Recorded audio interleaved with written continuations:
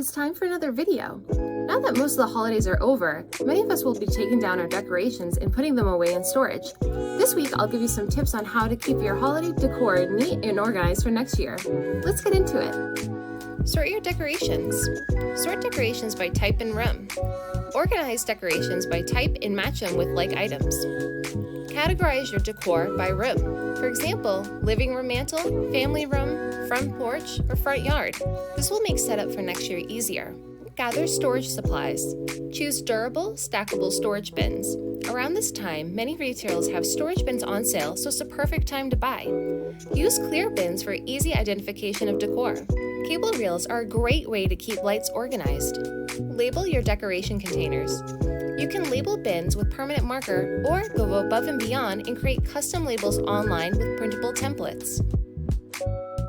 Protect fragile decor. Wrap any fragile ornaments for an extra layer of protection to help prevent scratching or breakage.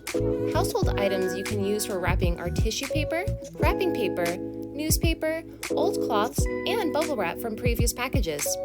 How to organize Christmas lights. The best way to organize Christmas lights is to neatly wrap them around a piece of cardboard or cord wheel, label them, and then place them in a waterproof container. Not only will this make decorating next year less of a hassle, but it will also prevent cracking, fraying, and loose wires. Choose a safe spot to store decorations. Store them indoors in a dry and room temperature area. This will protect them from moisture and rodents and other critters that may get into them and chew on them. Store bins off the floor to avoid any minor leaks or flooding if you choose to store them in a garage or shed. Proper organization helps prevent damage to decorations and makes decorating easier next year. Save time, money, and space.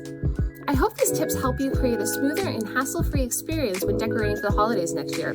Thank you so much for watching, and I'll see you next week.